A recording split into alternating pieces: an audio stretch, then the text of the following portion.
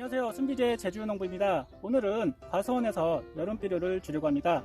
여름비료를 줘야 되는 이유가 바로 꽃이 피고 이제 열매가 이제 착화돼서 한참 이제 커갈 시기가 이제 다가옵니다. 그렇기 때문에 가장 많은 힘이 필요한 그런 시기가 여름이라고 생각됩니다. 그래서 여름비료는 필수로 주셔야 되고요. 그리고 꽃이 많이 폈다고 하면은 집중적으로 좀 관리를 하셔서 줘야 됩니다.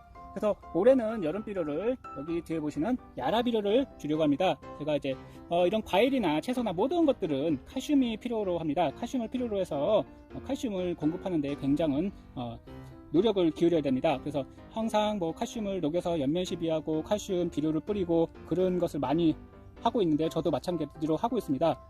근데 요번에 제가 보니까 요 나이트 라보라는 그런 질산 칼슘인데 붕소가 이렇게 코팅된 거예요. 그래서 요거 참 괜찮더라고요. 왜냐면은 보통은 칼슘제는 봄에 석회고토나 이런 것을 이제 뿌려줘서 칼슘을 공급한다고 하잖아요. 예, 그런 칼슘은 이제 거의 불용화라서 작물이 이제 흡수하고 이동하는데 굉장히 오랜 시간이 걸립니다. 그래서 올해 뿌렸다고 해서 그게 확실하게 효과가 있는 게 아닙니다. 이제 토양 검사를 해서 칼슘 함량이 많다고 해서 그것을 작물이 모두 이제 이용할 수 있는 게 아니거든요. 그래 매년 이제 줘서 그것을 이제 조금씩 작물이 이용하게 되는데요. 하지만 여기 보시는 요 칼슘 비료는 흡수율이 굉장히 높아요. 그래서 뿌려주기만 해도 작물이 이제 흡수를 해서 굳이 우리가 연면시비를 하지 않아도 요 칼슘 흡수율이 높기 때문에 가을에 저도 연면시비를 많이 했습니다. 칼슘을 줘야지 아무래도 과일이 단단하고 그리고 저장성이 좋아져서 그리고 이 나무 감귤나무도 칼슘을 엄청 많이 필요로 합니다. 그래서 칼슘을 항상 줘야 되는데 그 수고로움을 덜을 수 있을 것 같아서 이번에는 요 나이트라보라는 질산칼슘을 뿌려보려고 합니다. 그리고 질산칼슘이라서 질소가 요즘에 이제 꽃이 피고 진 상태고 그리고 일부 나무들도 아직도 꽃이 나오고 있습니다. 그래서 질소를 좀 많이 필요로 하는 시기고 그래서 보통 여름에 꽃비료로 요소를 많이 주시는데요. 예, 질소가 많이 들어있어서 이것도 마찬가지로 도움이 많이 될 것 같아서 이번에 뿌려보려고 합니다.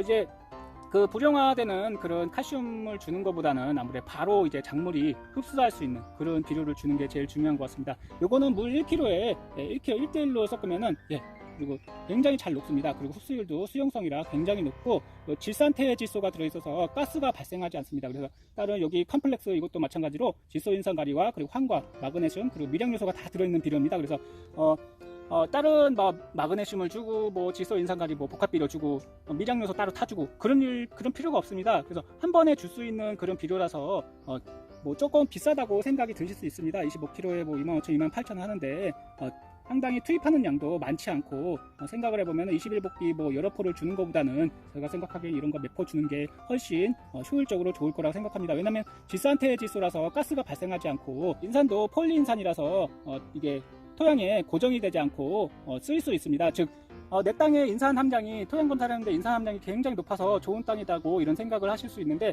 이게 불용화된 인산이 많기 때문에 그렇게 많이 나온 겁니다. 그래서 불용화된 인산이 많기 때문에 내 땅에 이제 인산 함량이 많다고 해서 인산을 안 줘야지 이런 생각을 하시면 안 되고 항상 인산은 많이 주시고 이렇게 흡수율이 좋고 불용화가 되지 않는 그런 인산을 주시는 게 굉장히 중요합니다. 그래서 오늘은 그 농 작업의 효율성을 높이기 위해서 여름비료를 이제 야라비료를 선택하여 주게 되었습니다. 노지도 마찬가지로 일부 야라비료를 주고 있습니다. 확실히 작물 이제 생장하는 것도 틀리고 색깔도 다릅니다. 때깔도 다르고 그리고 자라는 것도 다르고 칼슘도 마찬가지로 따로 약할 때 칼슘제를 탈 필요도 없고 그리고 왜냐면 이것이 이제 뿌리게 되면은 이렇게 칼슘제입니다. 칼슘제 그냥 땅으로만 이렇게 뿌려줘도 이게 이제 잘 흡수되고 잘 녹아서 이제 작물이 이제 이동해서 이용하게 됩니다. 그래서 따로 이제 노동력 절감을 위해서 그리고 내가 일을 많이 하게 되면 그만큼 노동력도 많이 들고 시간도 많이 들잖아요. 그렇기 때문에 그런 것을 좀 줄이기 위해서 이런 비료를 뿌려보려고 합니다. 오늘은 여름 비료를 한번 뿌려보도록 하겠습니다.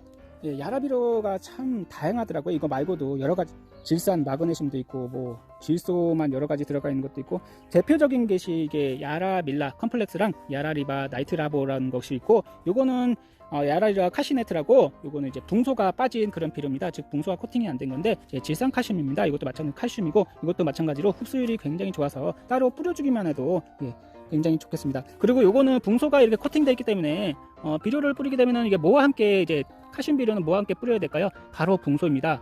붕소가 이제 작물의 양분을 이동하는데 굉장히 많은 도움을 주거든요. 그렇기 때문에 붕소는 칼슘제 뿌릴 때 연면시비 하거나 할 때도 무조건 붕소를 함께 뿌려줘야 됩니다. 여기 이 비료는 야라에서 나온 컴플렉스라는 비료입니다. 이렇게 이렇게 이게 이쁘게 색깔이 이쁜데요.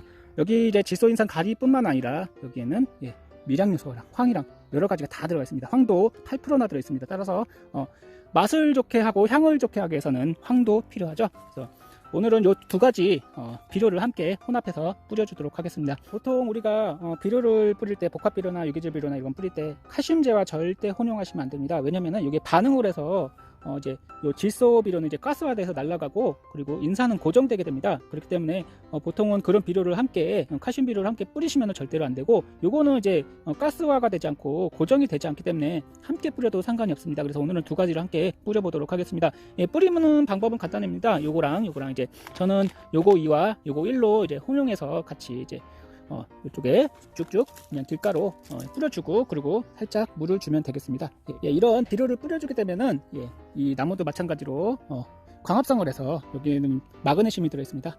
광합성을 하게 하는 도움을 주는 그런 것들이 또 있기 때문에 흡수를 해서 꽃을 피우고 그리고 열매를 크게 하는 데 도움이 많이 되겠죠. 그래서 여름 비료가 중요하지 않다고 이렇게 생각하시는 분들도 가끔 있을 것 같은데, 굉장히 여름 비료가 중요합니다. 그래서 비료를 주실 때 저는 봄 비료를 한 50% 주고 여름 비료 한 30% 정도 주고 가을 비료, 감사 비료도 꼭 주셔야 됩니다. 비료를 뿌려보도록 하겠습니다.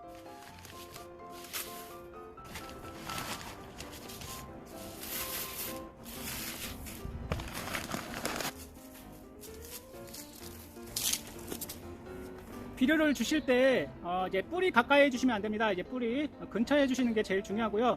그리고 비료는 많이 준다고 좋은 게 아닙니다.